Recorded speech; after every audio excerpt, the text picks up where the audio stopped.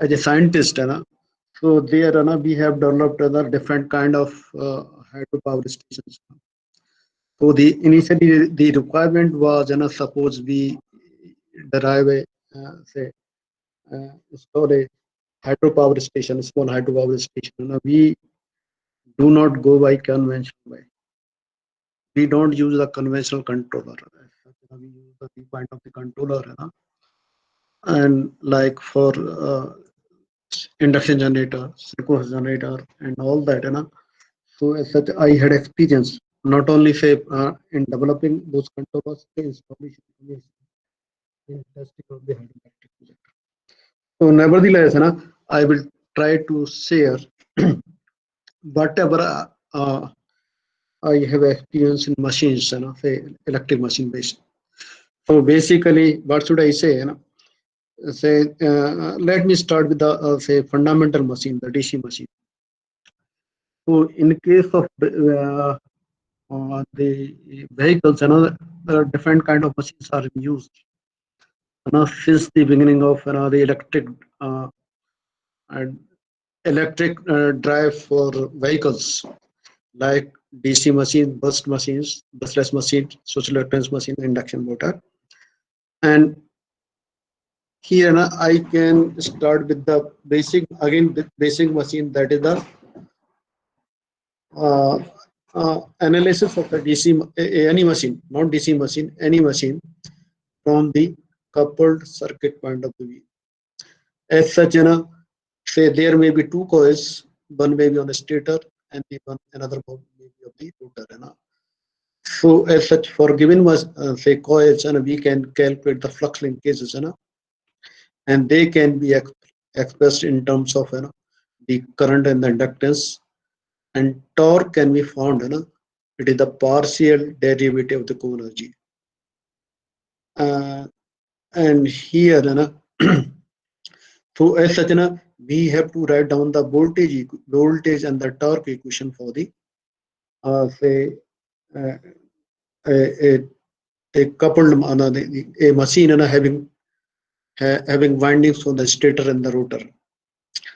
So basically, again, let us define the mutual inductance. Mutual inductance between the two coils, one is stationary and the another is moving coil. So this is the function of say uh, position of the rotor. So depending upon the position of the rotor, so the mutual inductance can be defined by LSR.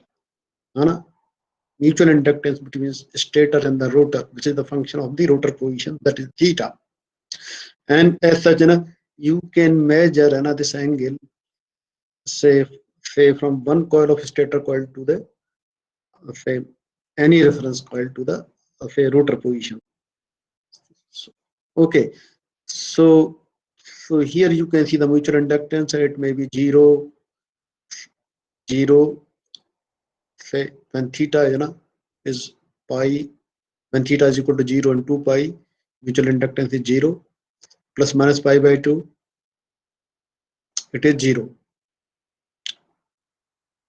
And say for theta is equal to plus minus pi, it is maximum. So it is just like a cosine function, and as such, we can calculate the flux linkages for the stator winding and the rotor winding. So it is a simple expression, multiplication of the inductance and the current, self-inductance in the stator current, mutual inductance, and the current flowing in the other winding. Similarly, for the rotor flux linkage, is self-inductance and the mutual inductance, the current flowing in the other winding, and the self-inductance current flowing in the same winding and the rotor winding. And as such, here you can substitute this value. Okay, theta is r, and these are the final values of rotor and the flux linkages. And let us write down the voltage equation for the stator and the rotor. So in terms of the flux linkages, and as such, let us substitute this value lambda s and lambda r and over here. So finally, you will get these expressions. Okay, And here we can another define the angle p theta. So theta, p theta is the yes, p theta is the instantaneous position of uh, uh, of the derivative on of instantaneous speed or the position of the rotor, and theta is equal to p by 2 theta m. So theta is the electrical degree, theta is electrical degree, and theta m is the mechanical degree. So as such, we simplify these expressions, and finally we will get uh, uh, these terms, stator voltage equation and the rotor voltage equations. So here, you can see four terms are there in each equations, and as such the torque is positive, let us take the partial derivative of the energy stored in the magnetic field, so electric torque is positive for the motor and is negative in case of the generator. And say for any machine, just this term, three, number three, this is absent, because field and the armature mmf in case of DC machine, let me take this is the DC machine. Let me consider this a DC machine. So this term is absent. And third term is speed voltage. Fourth term is speed voltage. So in case of the DC machine, stator the let us say in case of the fourth term is due to the relative motion between the stator and the rotor, so this term is there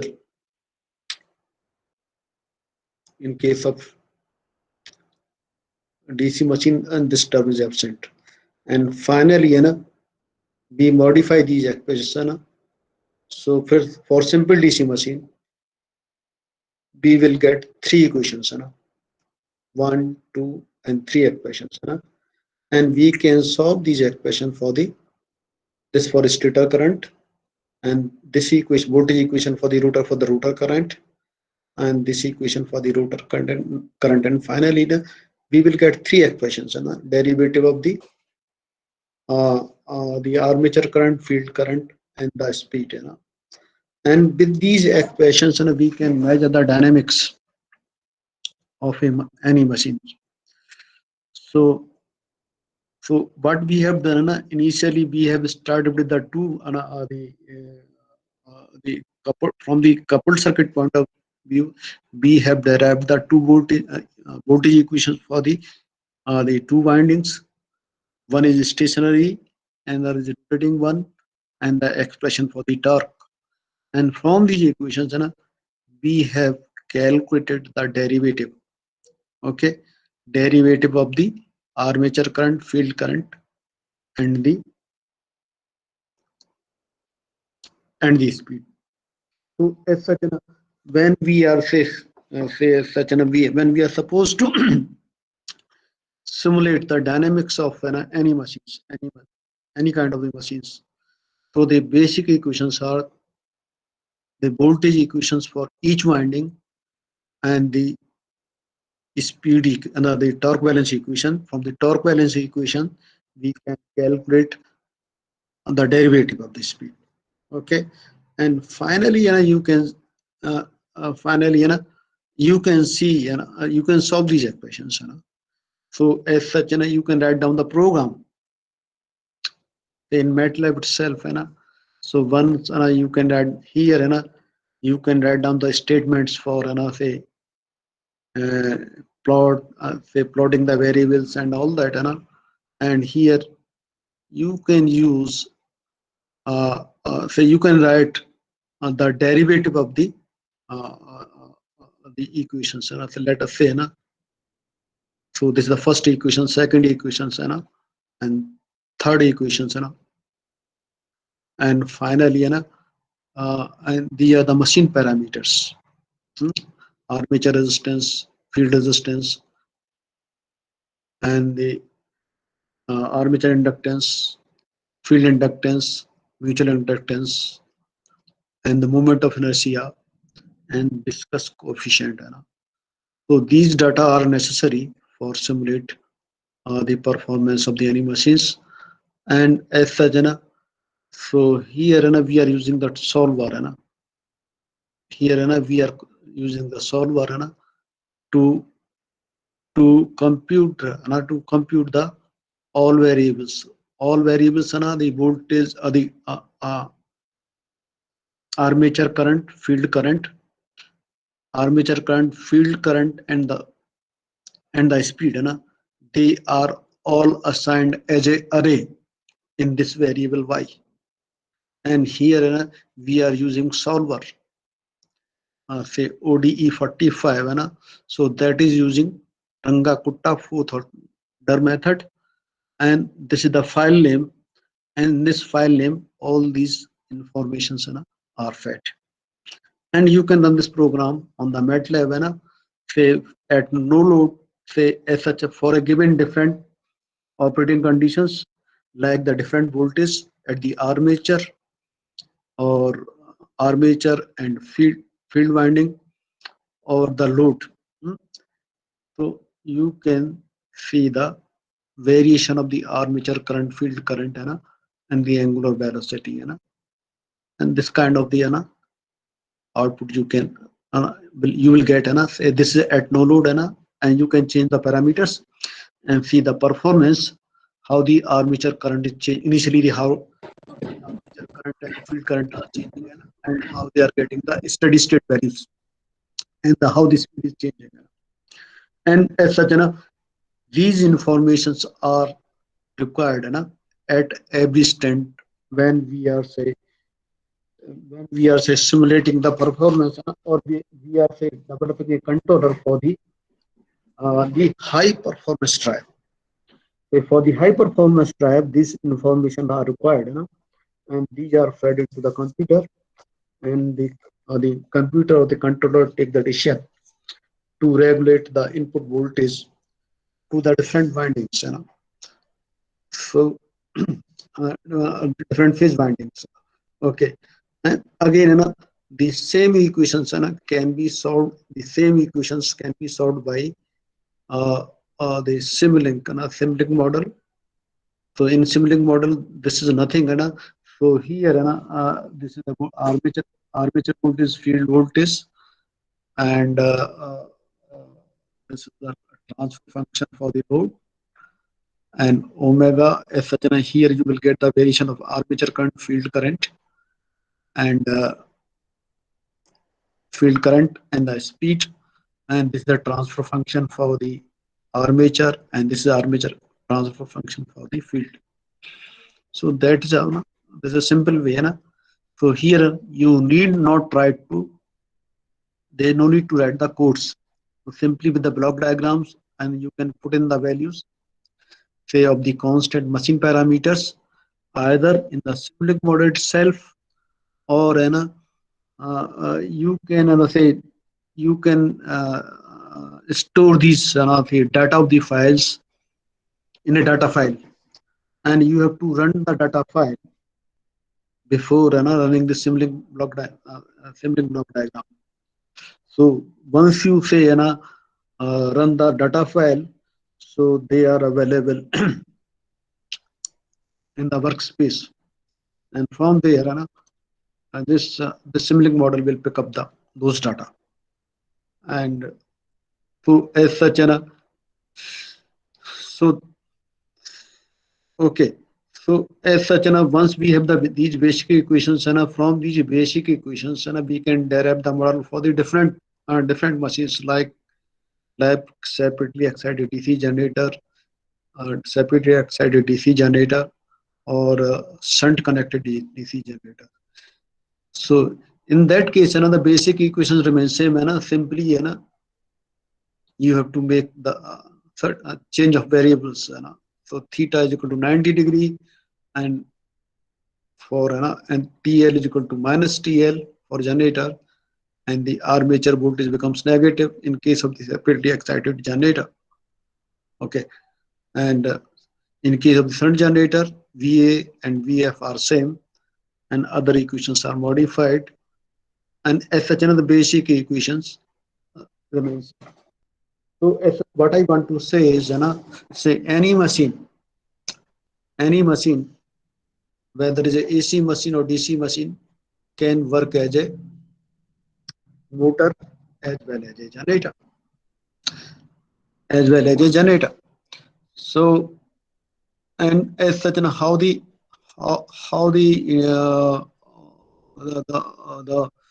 DC motor works. As such, initially you have to charge the or say excite the field winding, then apply the armature voltage slowly, and then run the machine.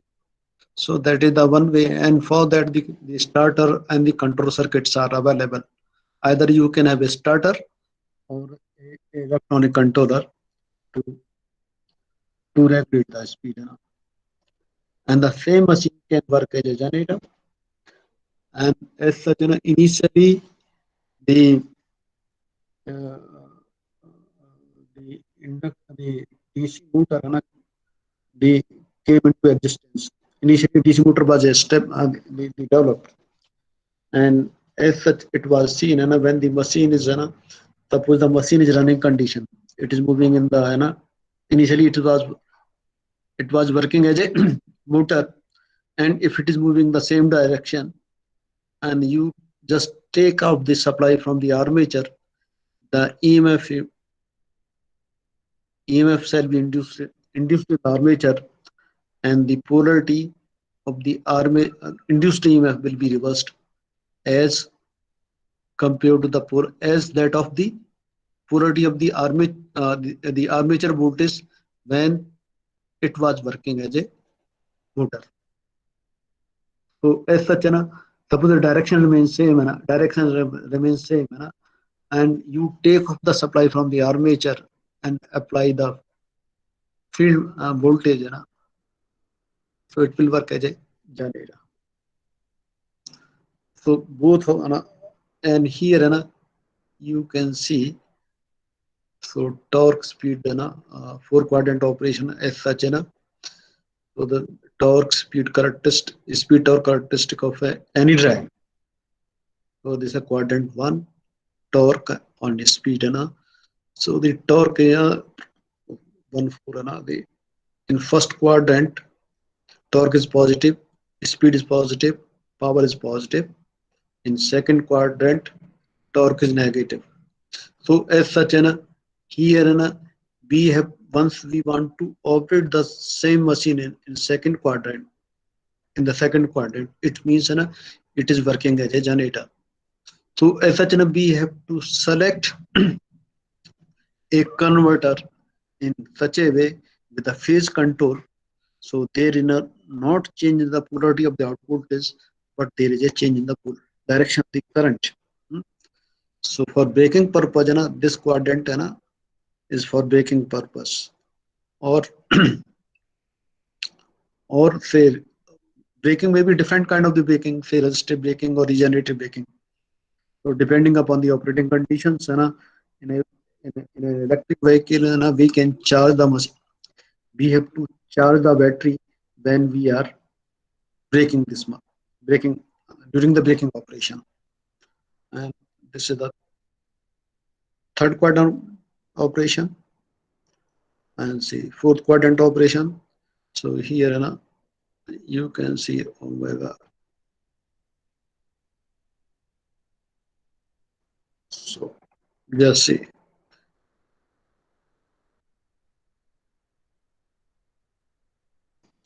speed, torque, first quadrant, forward motoring mode. Direction remains same. Speed, speed direction same, and then torque is reversed. Electric torque is reversed, and then second quadrant is operation. Direction is reversed. Omega m. Torque is reversed. Both direction. Compare these two. They are in opposite direction.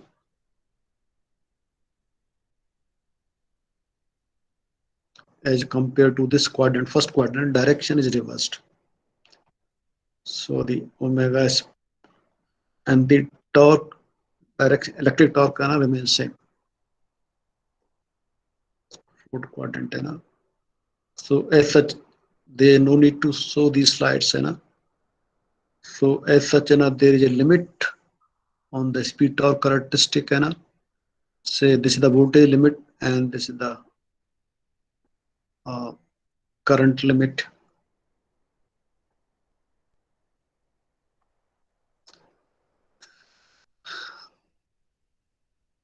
Power limit and all that है ना. Okay. So again, let me come to the say na induction motor drive. So we will discuss one by one. That is the variable frequency drive, and in that and a scalar controller, D by F control, and this controller I will not discuss at all. Vector control, field oriented, feedback clearization, direct DTC, and passive based control. Na. So as such, na, we will try to discuss little bit what is the vector control, what is the scalar control. Okay. So let me close this slide and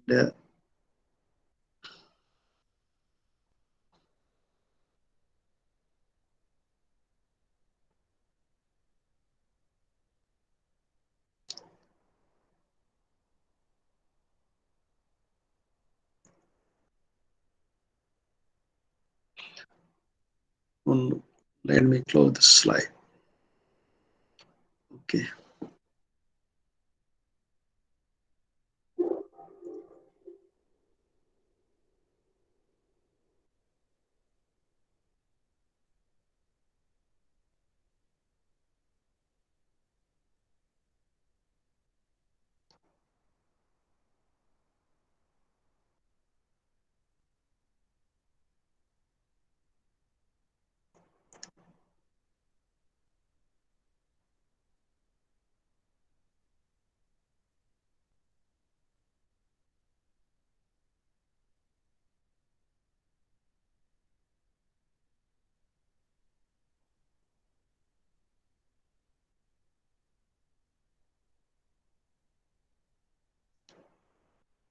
Okay. So let me have some little bit idea about the four quadrant operation of a say DC-DC converter, and so the main purpose be in case of the vehicle we have to retrieve the energy while braking the machine. So I have shown little say simple circuit of the single phase and a fully controlled rectifier. Single phase with as such here you can we can control the say the voltage of this converter by control the firing angle, and as such fully this is the example of the fully controlled converter. So we are controlling the both cycle of the AC supply, and we are having the variable DC at the output, and as such so here you can see the speed torque characteristic from this out this converter with the angle uh, alpha. Say as such for a certain range the speed torque characteristics are flat and below this region these are not say the torque doesn't mean the speed the torque is not constant as such so this is a constant torque region and this is not so region is that when we are operating this machine at a part load. Okay, at part load so the torque speed characteristics are not flat as such you are not getting a the constant torque. And one thing say if the firing angle is 90 degree 90 degree, so then there is a change in the terminal voltage. So with the change in the terminal voltage you can switch over say from first to fourth quadrant, and say the as such the another the possibilities say for the control of DC motor which may be used in the electric drive, say with the chopper. So as such, here you can see, this is the DC voltage source, and this is the load. And as such, they are the two switches, by controlling the duty cycle of the switch, you can control the output voltage at the load. And as such, by controlling the duty cycle of these switches, you can transfer the power from high voltage to the low voltage, or low voltage to the high voltage. So here, this is the basic diagram, circuit diagram of the two quadrant DC-DC converter. And so simply, you can take a simple example. Let us say, I think you may be able to understand, say how these switches are working, to control the current, say from either direction, from high voltage to the low voltage, or low voltage to the source. So as such, here you can see that there are two switches, S1 and S2, and there is an inductor, and there is a resistance, and the resistance is the part of the inductor, and this is the voltage source. This is a voltage source or battery. This may be battery, a voltage source, or it may be the armature. This may be the armature of the DC machine. Okay, and this is the source. So as such, here you can see, let us say this voltage is 100 volt, this is 30 volt, and the switching frequency, of the switch is 20 kilohertz. Okay, so the switching period, corresponding to, also becomes, 50 microsecond, corresponding to 20 kilohertz, and duty ratio is 0.2. 0.2 is, say for 0.2 means, 50 multiplied by 0.2. It means, 10 microsecond. For 10 microsecond, this switch is on, and this switch is off for 50 microsecond. So that is how it becomes a complete control cycle. Shall I repeat it again? This is the switching frequency, 20 kilohertz, and as such, we have to decide the duty ratio, and the switching period is 50 microsecond. If D is equal to 0.2, if this is closed, D is equal to 0.2, and the duty ratio of this is 1 minus D, 10, and this is 50 minus 10, 40 microsecond. So as such, these switches are operating like this, and suppose this is on for 10 microsecond, this is off for 40 microsecond, or vice versa. Suppose this is on for 50 microsecond, this is off for 10 microsecond. So here, you can see, suppose, initially I close this switch, and suppose S1 is on, S2 is on. So the current flows like this, and the instantaneous current flowing circuit is given by this equation: IL is equal to EL minus E0 divided by the resistance. So resistance is this much, and this current must be 5 amperes. This current is 5 En. Say 100 minus, no 100, and I say 10 into 0.2. So this becomes 20 volt. Suppose the duty ratio is 20, 0.2. So this the voltage available at terminal 1 and 2 is 20 volt. So 30 minus 20 is equal to, divided by resistance 2, is the 5 ampere. So the 5 ampere current flow like this, because this potential is higher than the potential 1 and 2. So again, say from here you can again I repeat, so the voltage across the resistor is, so the voltage across the resistor is 10 ohm. Okay, suppose the operation is like this, the 5 ampere current is flowing like this, so the voltage drop across the resistor is 10 volt. Okay, and voltage across the inductor is 30 minus 10 volt, that is a 20 volt, and voltage second stored in the inductor is okay 20 into 40 volt ampere microsecond.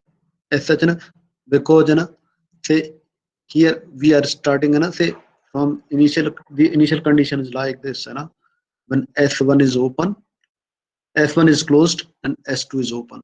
So the 5 ampere current is, and when I close this circuit, so the 5 ampere current will flow like this.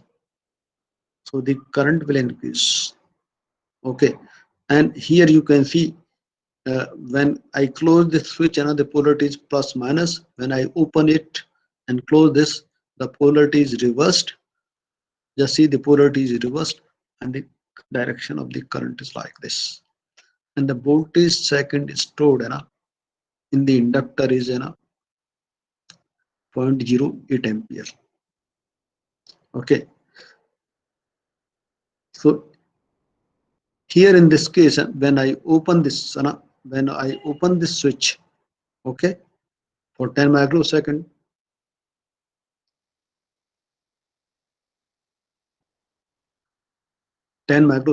and close this for 10 microsecond. So the condition is close upper one for 10 microsecond. So the voltage across the resistance is 10 volt, and voltage across the inductor, again this polarity is reversed. Just see, this polarity is reversed. So this becomes 10, 100 plus 10, this becomes 110 minus 30. So this becomes 80 volt. Voltage across this inductor is 80 volt, and voltage second is across the inductor is, okay, voltage again 800 volt ampere microsecond or 0.08 ampere. So here you can see the variation in the current. So it varies from just let us take the 5.08 divided by 2. So this is 5.04. This is variation in this current. And suppose if I do that duty ratio by 0.45, this becomes 0.45. Initially it was say 0.2 only, and suppose I make this 0.45. So the voltage across this terminal will be 45 volt. 100 into 0.45, 45 volt. So this voltage is higher than this voltage. So in this case, you can see. So under this condition, the converter is in buck mode. Okay. Suppose I simply by changing the duty ratio, so say with the duty ratio is 0.2. With the duty ratio say 0.2. So the current is being fed say from low voltage to the higher voltage source. It means the converter is working, or say this chopper is working in a boost mode. Okay. Okay. Again, I repeat, suppose your duty ratio is 0.2. So the voltage across the terminal 1 and 2 is 20. It means so we are say we can feed the power say from low voltage side to the high voltage side. it means this converter is working in a boost mode. So with the chopper while you are braking your vehicle, you can feed the power from, say, from DC machine to the source, or charging as such this charging say the charging of battery is important say for charge, or the as such the operation of the operation and the maintenance of the batteries is desirable. As such we have to keep on charging the battery, and say for charge equalization we have to maintain the say we have to charge the battery for full capacity, so that say it doesn't lose its life. And there are certain chemical reactions because of the local reactions, chemical reactions. The some cell may charge and some may not charge, and the battery may fail. So that is why while braking, say for continuous charge, while braking the continuous charge that will help, say for charging the battery for continuous. Whenever you are braking, you are charging the battery, and as such your the battery cells must be healthy. Okay, again let me come to the same the initial concept, how we can how we can transfer power from low voltage to the low voltage, the low voltage to the high voltage, or high voltage to the low voltage source, by simply changing the duty ratio. So simply so already I have already discussed for point duty ratio point 2. So this converter is working in a boost mode, and as such when the duty ratio is 0.45, so this voltage becomes 45, and which is greater than 30, this voltage battery voltage, or the armature voltage. So the so we can this is working in a buck mode. So as such so buck mode again I can say and say suppose I have a duty ratio 0.3. So 0.3 is the critical value duty ratio, and suppose duty ratio is greater than greater than 0.3, so it will work in a buck mode, and less than 0.3 it will work in a boost mode. And at 0.3 so there is so there as such at duty ratio is equal to 0.3 so ideally there must be no transfer from the power either from high voltage to low voltage, or low voltage to high voltage. So this is the as such here I will not discuss much. Say this is the circuit diagram for the 4-quadrant converter, and they are the 4 switches. So the duty ratio of Q1 and Q4 is same, and Q3 and Q2 is 1 minus D, D and D 1 minus D, and as such from this you can so the voltage across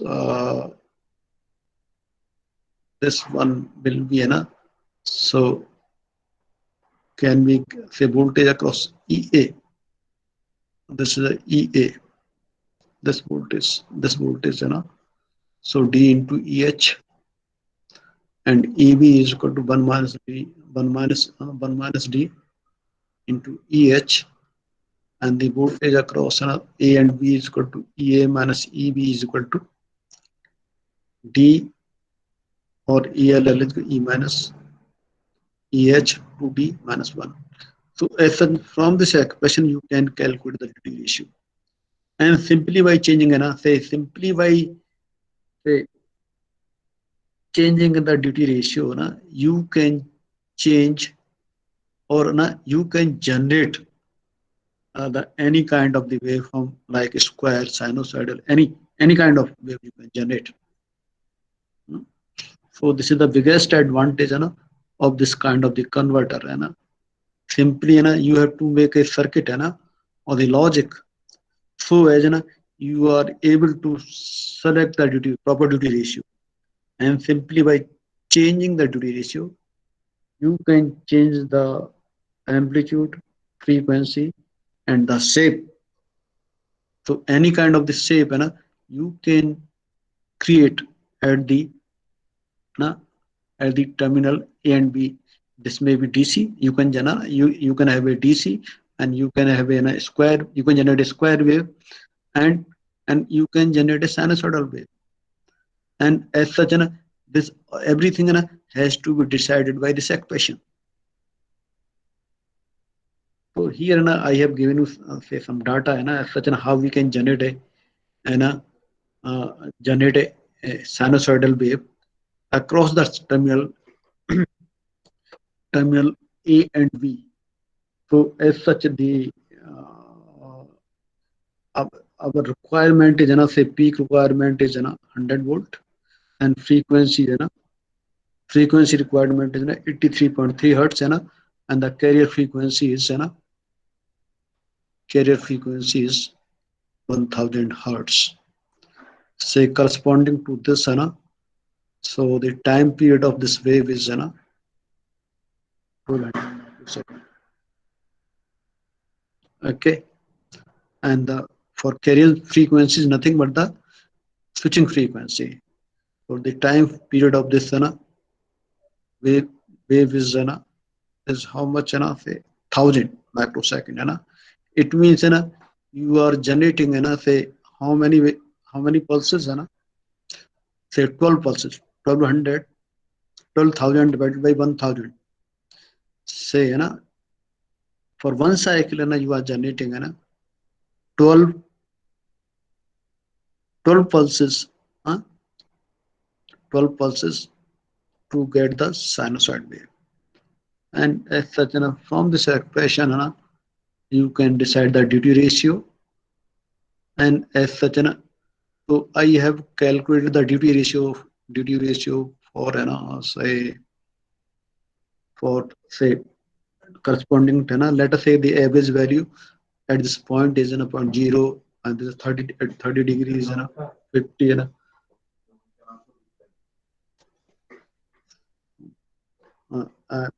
as such at different angle we are able to get this value from this, say from this equation 100 sine on this much frequency so these value we are able to calculate this value on the duty ratio, and as such an approximate sinusoid wave can generate similarly here you can see say for duty ratio is 0.5 when the voltage duty ratio is 0.5, so the average voltage is 0. When the duty ratio is 0.8 and the average voltage is plus, when the duty ratio is say 0.2, so the average voltage is negative. Okay, so simply by changing the duty ratio you can make it 0, positive or negative. Everything you can do it. And this is a 4 quadrant this is a circuit diagram for the first quadrant operation. Okay, so in first quadrant operation voltage is positive and the current is also positive. Okay, and here we are in place of a switch we can have a diode.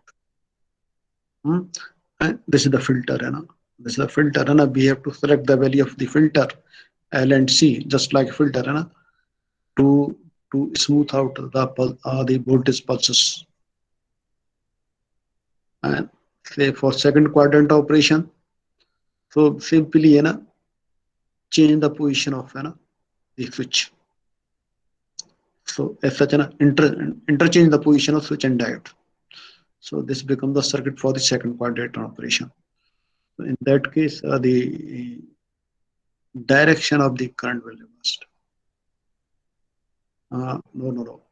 Direction will reverse. And third quadrant operation, so polarity of the source voltage of the diode suppose we have to compare everything say from first quadrant say for second quadrant For second quadrant, change the polarity, change the position of the switch and the diode. Just say, and say for third quadrant operation, just just compare the circuit diagram with the first quadrant converter and the voltage diode the voltage polarity is reversed and diode voltage is reversed. So this circuit is just like a first quadrant. First quadrant chopper. Only thing we have reversed the polarity of the diode and the voltage. And fourth quadrant this is a circuit just like a first quadrant chopper, and we have replaced uh, say the change in the position of the switch and the diode as of third quadrant operation. Just compare with the third quadrant operation. So the polarity is reversed. That is all. The first and second quadrant and third and fourth quadrant. Okay. So as such, depending upon say the requirement, uh, so as such, you can make use of say for DC machines and for electric vehicle, not the thyristor, the chopper maybe more appropriate to operate the machine in first quadrant as well as the second quadrant. And as such,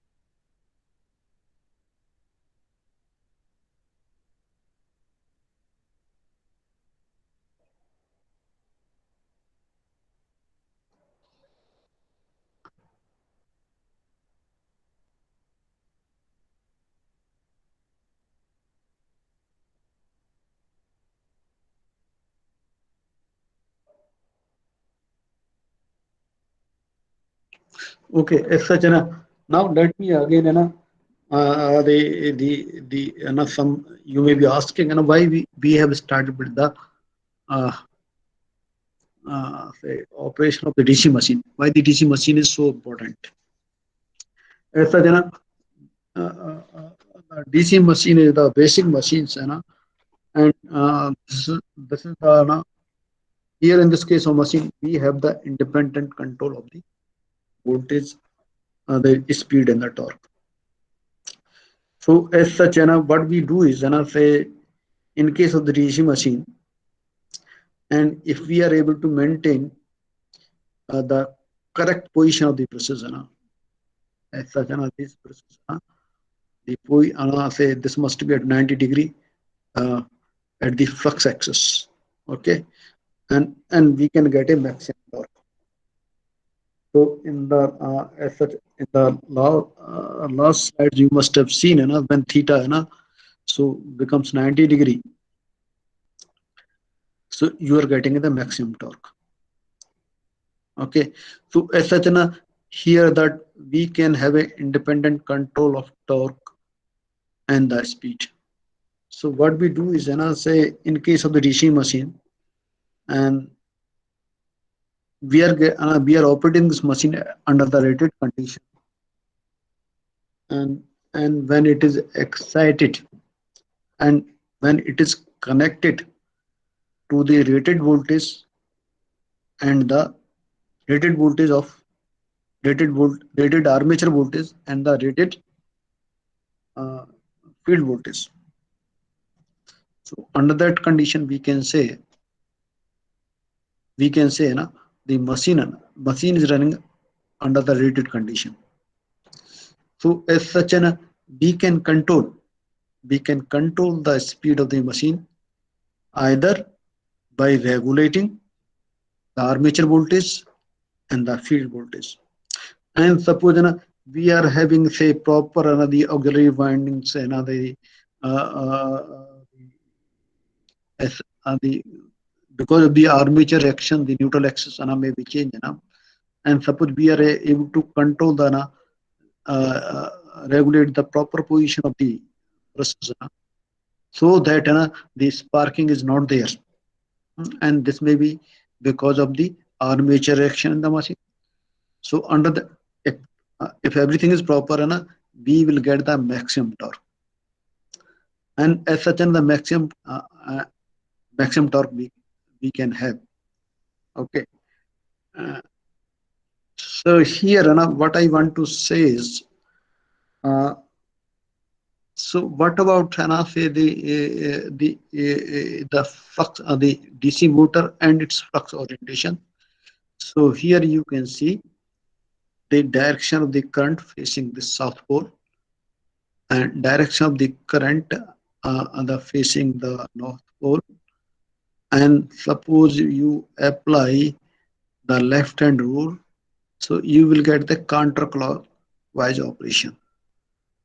Okay, and here you can see so this is the axis for the flux, and as such suppose this is the position of the brushes so this is at so the brush axis this is at 90 degree with respect to flux, and this is axis this is the axis for the current.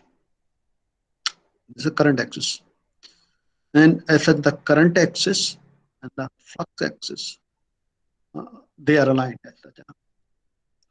So this is the necessary condition for getting the maximum. So again I read out another here the flux is stationary. In case of the DC machine the flux is stationary, whereas in case of the AC machine the flux is moving. That is the difference. And it is moving in counterclockwise direction depending upon the direction of the current and the direction of the flux. And if the orientation of the flux axis with respect to current axis has a direct impact of the as such an impact of the torque. When they are aligned, you are getting a maximum torque. If it is not aligned, so the torque will reduce, and the flux orientation with respect to armature as such and this kind of the orientation is known as the perfect orientation. This orientation perfect, okay. So I will get the maximum torque. Okay, as such when we are operating the different load say this position of the neutral axis may be changed for that the compensating windings are there, and you can get a maximum torque. Moreover you can control say the torque and the speed independently. So as long as the armature voltage remains say from 0 to rated voltage and the field voltage is fixed so under that condition the machine is operating under the constant torque operation, and beyond the rated speed, okay, when the armature voltage is constant and we decrease the field voltage the flux will decrease, so the torque will decrease and the speed will increase, and that operation is known as the constant power operation. Okay, and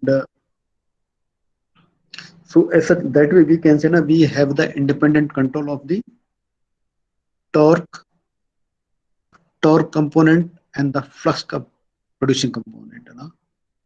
So the torque component is decided by the armature current, flux component flux producing component is decided by the flux component of the current is decided by the flux. So we can control this independently. Whereas, and suppose what happens, suppose there is a change in the position of the brush, so that may be because of say the under variable load, so the neutral axis may be different, and as such again we have to change the position of the presses at neutral axis so then there is change in the current axis, and this is the angle okay. So and suppose I suppose I put this press over here at this position so change in angle is by 90 degree, and then there is no torque on the machine. So alteration in the flux axis and the current axis will produce a smaller torque.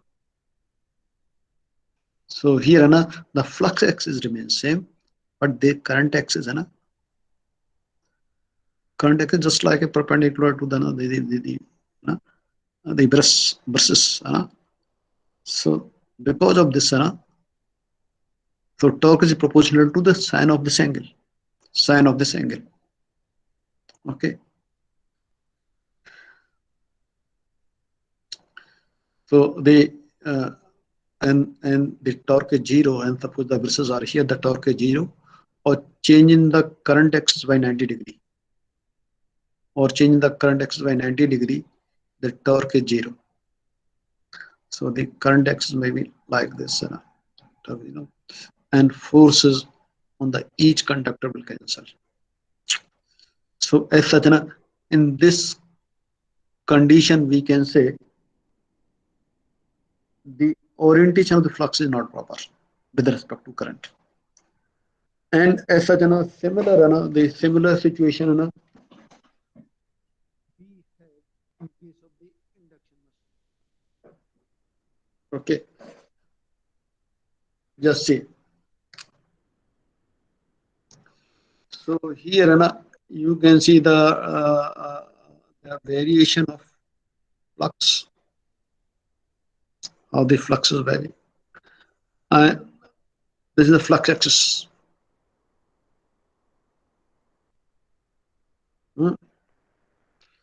And as such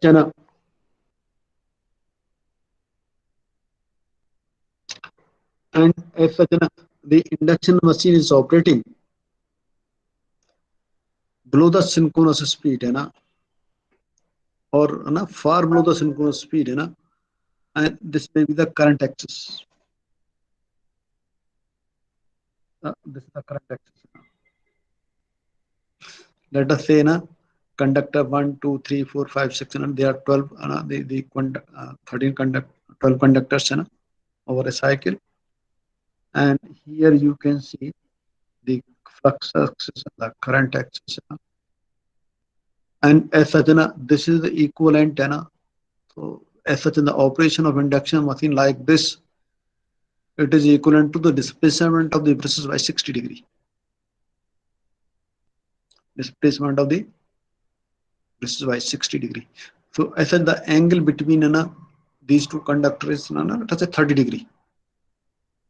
The 180 degree so angle between the two conductor is 30 degree, and this angle is 60 degree. Okay, and air gap and the direction of the motion and the flux density so rated flux density is 0.8 Tesla. This is important. Okay, so here again these are the voltage voltage induced in the each rotor bar, and the current and the torque and the force on each conductor. Okay, so as such we try to understand the normal operating condition.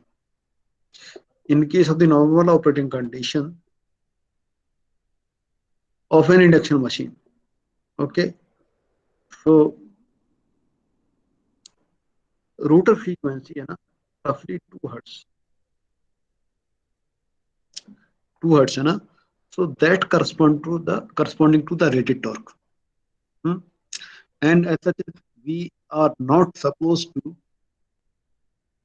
rotate the machine beyond the rated torque. And say And as such, then there is when you are loading the machine from no load to no load to the rated torque, so the drop in the frequency is the slip speed. At full load slip, say let us say slip is let us say your 1500 is the synchronous speed.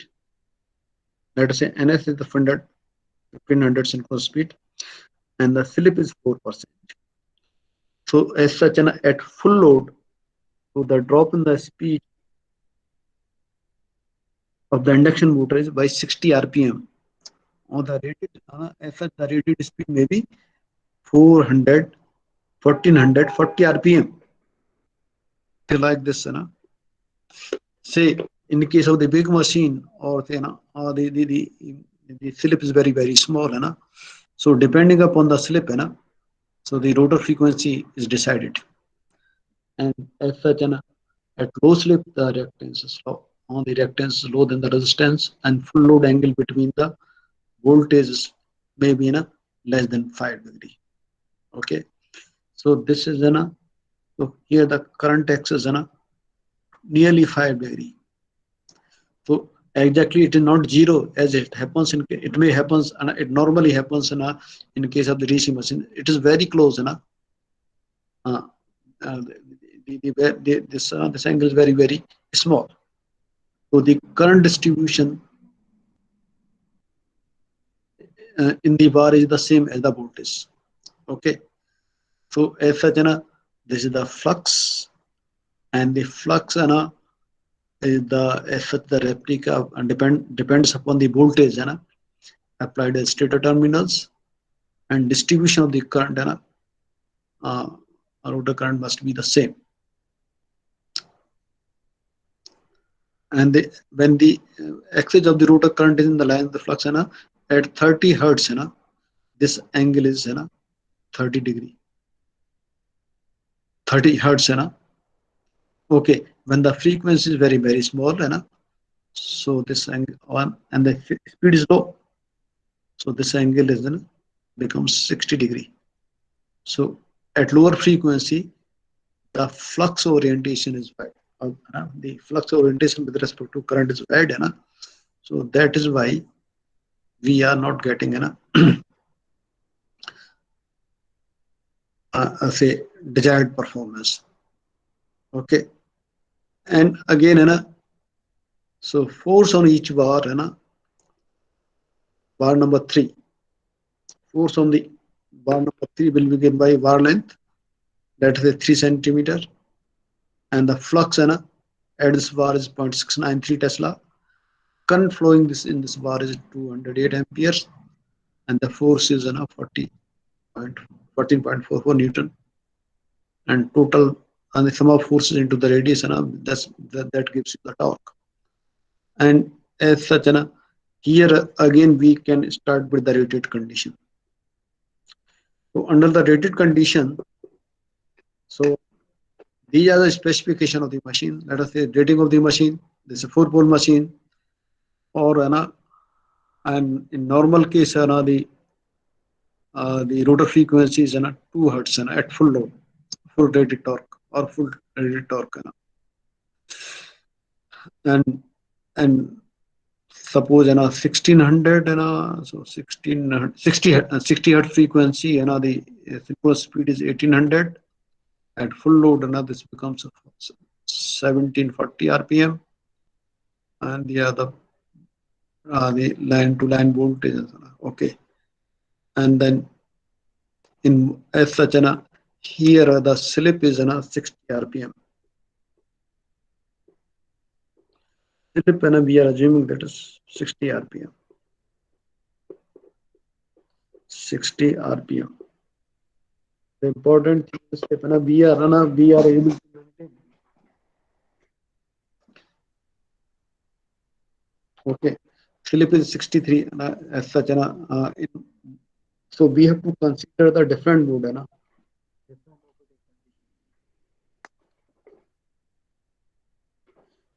F2 is the rotor frequency.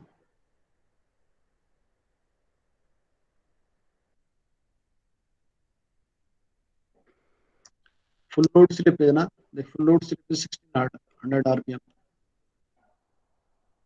Rotor frequency is 2 hertz. And as such, let us note down uh, the induced EMF in each bar is 100 millivolt. Current 250 amperes, and current X is lagging the voltage by 4 degree.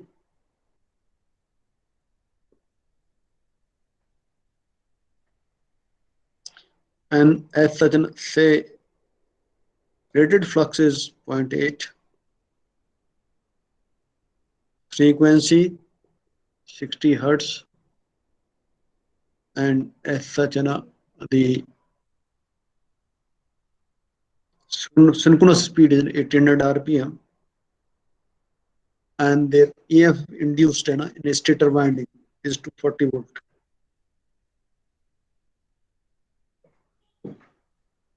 Okay, so as such, these are the important parameters. Say suppose I change the frequency and maintain the slip speed. Suppose I change the frequency, this will keep on changing. This will keep on changing. And suppose I maintain the slip constant. For variable frequency, if I maintain the slip constant, so under that condition, these the rotor operating conditions, the rotor voltage and the rotor current will not change. So let us see, suppose I decrease the frequency. Okay, so this becomes a synchronous speed, and suppose I maintain the same slip. So the rotor must operate at 100. Okay, 23 rpm, 180 minus 60, and voltage induced at 6 point hertz is 24.4 volt. This is 240 rated synchronous speed by the synchronous speed at any frequency.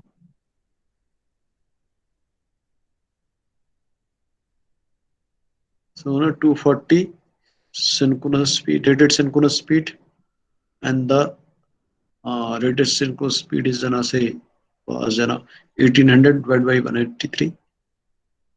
Okay. Similarly, suppose the stator frequency is 2 hertz. And synchronous speed corresponding to hertz is 60 rpm, and rotor speed is 0. And voltage induced in the armature is 8 volt at 2 hertz. Voltage induced in the rotor is 8 volt at 2 hertz. Okay, and as such, the orientation remains same. Flux remain constant, flux remain constant, and every again the armature current and the rotor current and the voltage induced remains as it is with the change. Suppose I change the frequency. There is a only change in the induced voltage.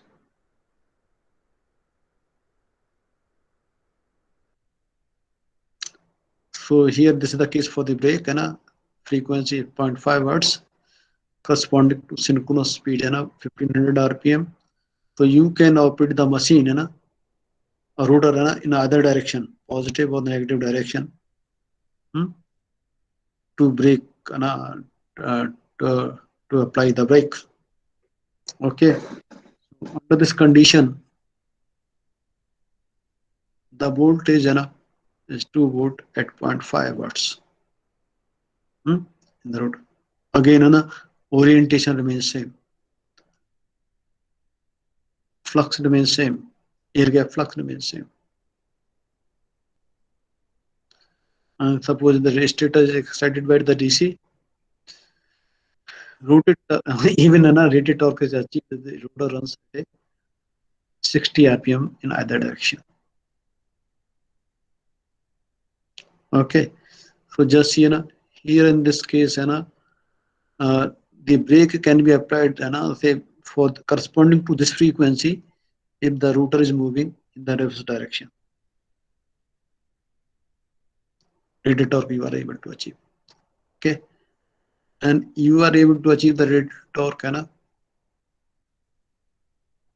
excited by DC is 60 rpm, and there is no voltage induced. And this is a different case. Suppose I increase the frequency, maintain the same slip, and the synchronous speed is 4500 corresponding to this frequency. So slip is 60 rpm. This minus this becomes so this becomes 60 rpm, and it becomes the rotor speed, and the voltage induced is at higher frequency is this much. So as such, so here we have seen in all cases, and the orientation remains same. In all cases, we are able to get the rated torque. But here is the problem, we cannot afford to have this much voltage, because the rated voltage was 240 like this, likewise. So as such, the flux pole, as such, here we are making the flux per pole constant, mutual flux constant to meet the magnetizing current requirement. So this is not desirable, and as such, what we should do is, suppose I have this frequency corresponding to the synchronous speed of 1500 rpm, and the stator voltage is limited to 240 volt. That is the operating condition. So that we have to reduce, say suppose I increase the frequency by 2.5 times, 60 multiplied by 2.5 times, 2.5 times, so then I have to reduce the rated torque by, rated torque is 0.8, 0.8 divided by 2.5. So this becomes 0.32 Tesla. So this is the only way to retain the similar voltage and the current. If the the only way to retain the similar voltage and the current, so in the rotor, so as such, then you have to increase the slip by 2.5 times. So here the slip, initially it was 60, now it becomes, if the frequency is more than the rated frequency, so increase by 2.5 times. So this becomes 150 ampere, 150 rpm, and the rotor speed is for 30 rpm, and the rotor frequency becomes 5 hertz, and correspond to 5 hertz, the angle must be it is like this is more than 4 degree. This becomes 10 degree. So due to this change in the flux orientation will result in the reduction in the torque. So this angle, as this angle increases, and the torque decreases. So we have to raise the, suppose we want to raise the speed by 20 times. So slip will be how much? 60 multiplied by 20. Rotor frequency 2 multiplied by 40 hertz. And so under this case, this angle may be larger. Okay, and because of this, the constant torque operation may not be possible.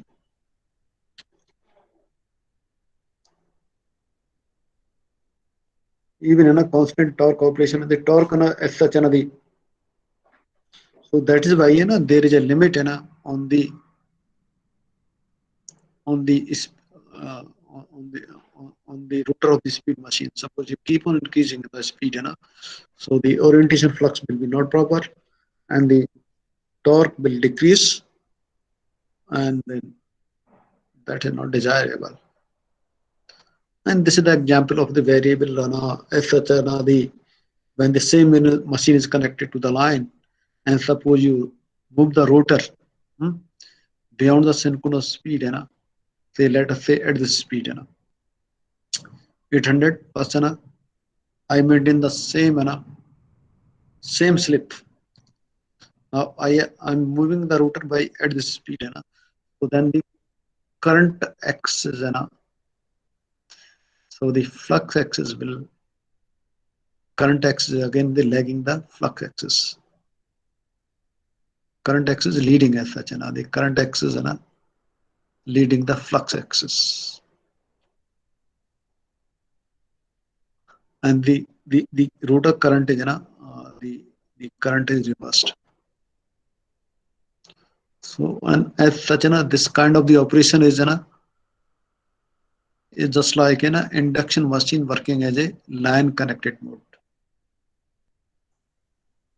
beyond the synchronous speed, so at this speed, you are getting the rated torque, and suppose there is a change in the frequency. Suppose there is a change in the frequency 6.1 at lower, the speed becomes 243 rpm. Slip is again 60 rpm.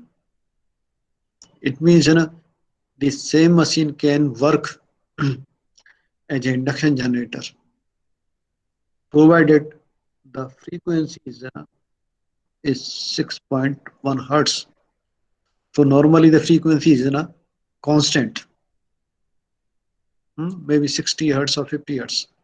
So that is why line connected operation of induction machine as a generator is not possible at a below the rated speed. Nowadays, with the help of suitable converters, and it is possible. So we can operate, okay, okay, as a generator. And here, what I want to say, so as such, we are concerned with this flux. So as such, you must have gone through the constant BAYF scheme, so we in constant BAYF scheme, so they are not, say, very much, effective. If the speed is very very low, at low, the as such, there is the resistance drop is sufficient, so we are not getting the proper value of the flux, so the value of the flux, can be decided by the input voltage minus drop of the resistance. So the voltage available across terminal 3 and n from here, you can calculate the value of the flux and then the value of the torque. And as such, at lower speed, the torque will reduce. So as such, the closed loop control scheme, VYF scheme, as such, there is difficulty, though it is okay for constant and for low speed applications, there is a problem. So we cannot get a desirable speed. Okay, and let me say within say few seconds, I will try to say cover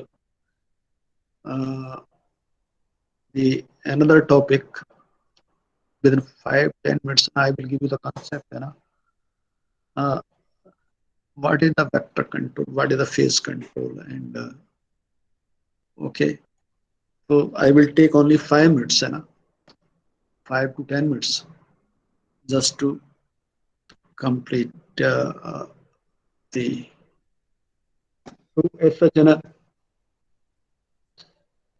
So as such, now I will discuss the what is the vector control. Why look what is the vector control? Why vector control is required? So as such, I will discuss first the basic concept and why the vector control is required.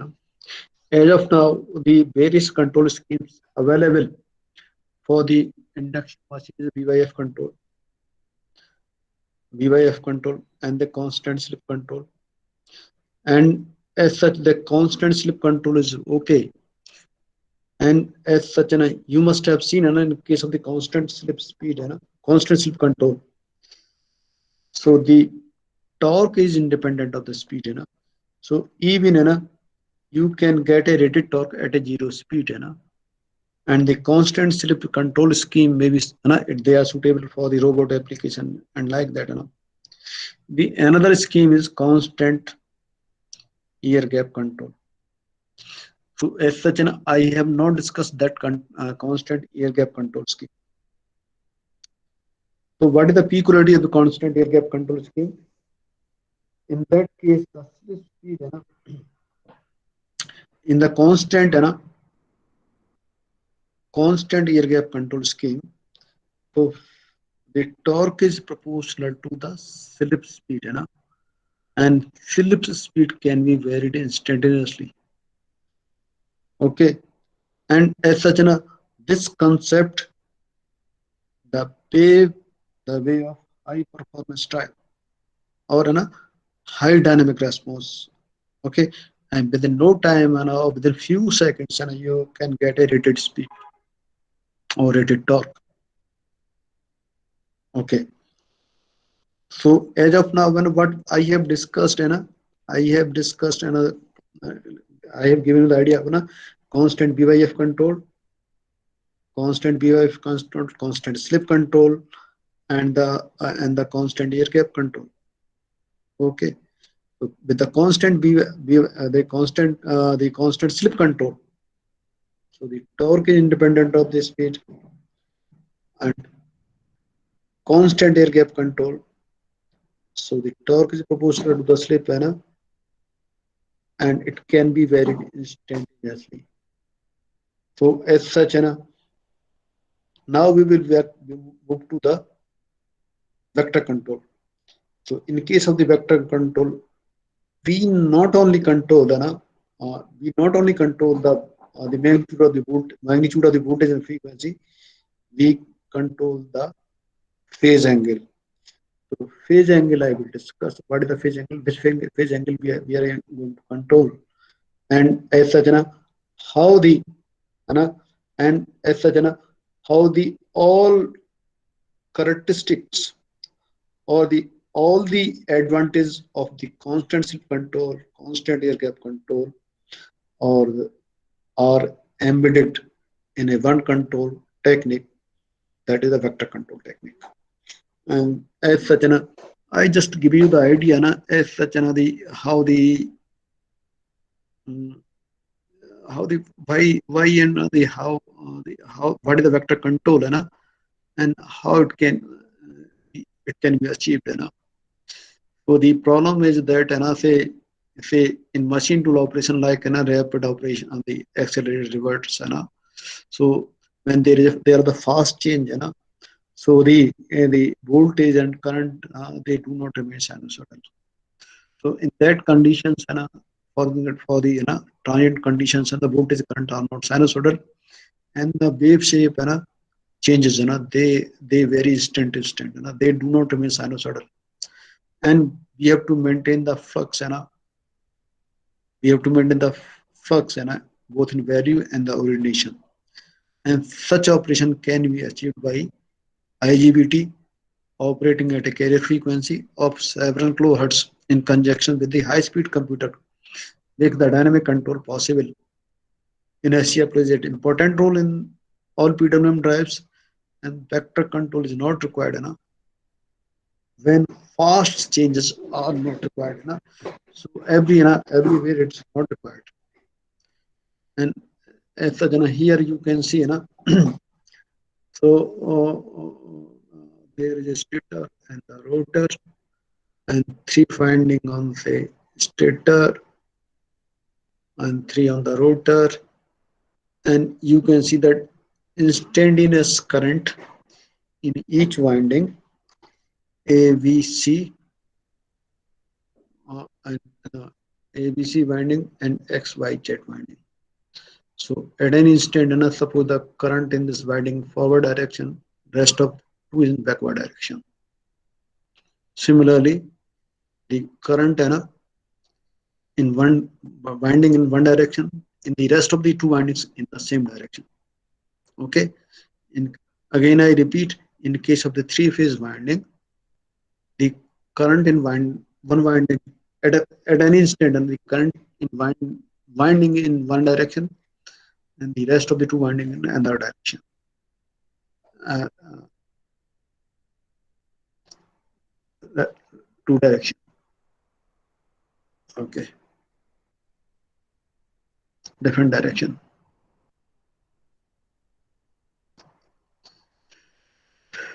Okay. So as such, when such a high response drive is subjected to the disturbance, as such that there is change disturbances there, then change in, change in the rotor position, and as such the position of the flux linkage doesn't change quickly because of the rotor time constant. And the main problem is the rotor is not accessible. So as such, we have to target, uh, uh, we have to target the state of currents, so as we are getting the proper value of the flux and the proper orientation of the current, hmm, so as to get the rated torque and the fast dynamic instant, we have to get those values instant, we for rated value of the flux, we have to maintain the proper orientation of the air gap. So you can understand in this way, here we are considering three phase induction machines, three windings on stator and three on the rotor. Stator winding are ABC, rotor winding are XYZ, and as such, the rotor is moving clockwise. So at any instant, so rotor axis is displayed by the stator axis by 20 degree. Okay, this is the rotor stator axis, and this is the rotor axis. So as such, we will try to draw a MMF diagram of stator winding and the rotor winding, with the condition that so their axes are say x a axis, so there is an angle between the rotor and the stator. We can, like, in simple words, we can say the angle between the rotor and the stator. So let us this is a reference winding, sir ये slides थोड़ा presentation में नहीं है, slides लग रहा है. you are not able to see it. No sir अभी नहीं दिख रही है. प्रेजेंट नाउ करके और ये स्लाइड वाली विंडो ओपन कर दीजिए. Okay.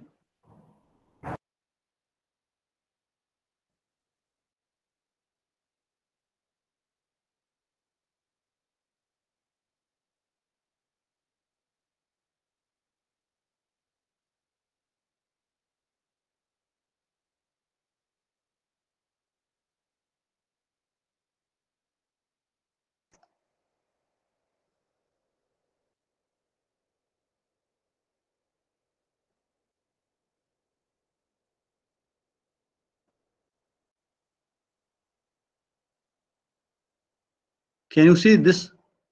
No.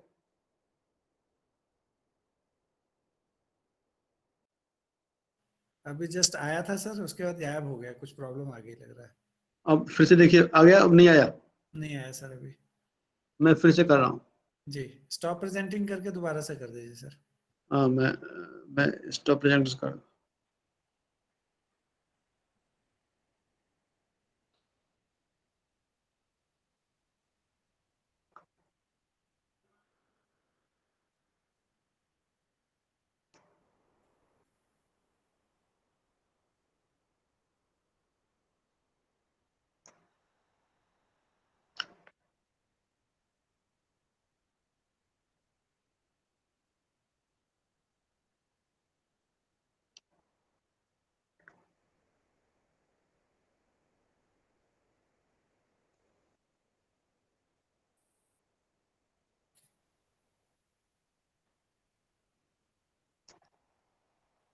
I think you are able to see this. yes sir, yes sir, आ रहा है, All right.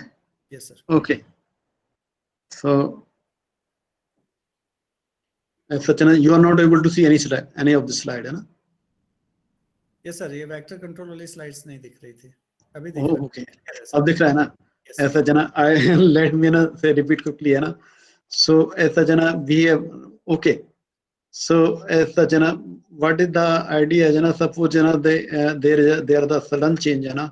So lot of the application like rapid acceleration, deceleration like that. So in that condition, so the voltage and the frequency, the voltage do not remain sinusoidal, and wave shape do not remain sinusoidal and all that. So we have to not consider these values instant to instant, and that can be say, that can be say regulated by IGBT operating at a high frequency with several kilohertz, that vector control is not required, say for all the applications, when it is required, when the fast changes are required, so as such, I have discussed this much, so this is say stator current, the stator winding, rotor winding, say current flowing in each winding, and the current flowing in the rotor winding, and see the direction of the current at an instant, say this is in a forward, rest to windings in backward, similarly it is forward, rest to uh, in backward, it's keep on changing like this, from instant to instant, so as such, so when there are the sudden change in the load, so the rotor position will change, so the flux cannot change, the flux linkage with the stator, they cannot change instantaneously because of the rotor time constant. Okay, so that is the one reason why it is not the asset. So asset, what we have to do, so we have to target, we have to target the stator current, so as we are able to have the rated flux and the proper orientation of the current. That is that is the requirement of the vector control. So as such, the rotor is not accessible. Only thing, we have to sense the position of the rotor, or say from the stator current or the rotor. Okay, so we can from the stator current, so we have to maintain the angle between the voltage and current. Okay, so let me say, let me go step by step. Say ABC the stator winding, XYZ the stator winding. At an instant, the stator axis, and there this is the rotor axis and the stator axis, at any angle 20 degree. Okay, so as such, now we have to draw the MMF diagram for the stator winding and rotor winding. So here we are assuming that the coils are concentric, so the MMF is given by the current into the okay, so the for stator, the instantaneous magnitude of the magnitude and orientation in the space of the stator MMF.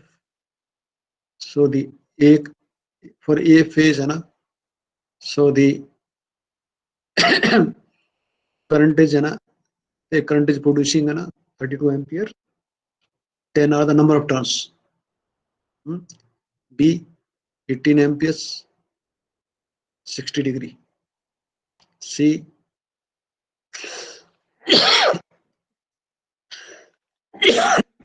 A, this is A, B and C. Okay, and phasor sum of A, B, C is IS. So as such, we can represent three phasors, A, B, C, they are at different angles. So the angle between say A winding and then IS. IS is representing the entire stator. This is the 4 degree. Okay. Similarly, we can say draw the instantaneous MMF. Okay, for the rotor winding, so the rotor was displaced by 20 degree, say with respect to stator. So as such, this is the reference for x-axis is the reference for the stator winding, and IR and IZ and IY, these are like this. Now IX, IZ and IY, and phasor sum of this a rotor, and rotor is represented by 458 degree, and this angle is 60 degree, this angle is 60 degree, and this angle is 11 degree. So the entire MMF is at 90 degree from vertical. So 20 minus 11, 20 minus 11, so this is making 9 degree from the vertical. Okay, and here you can see at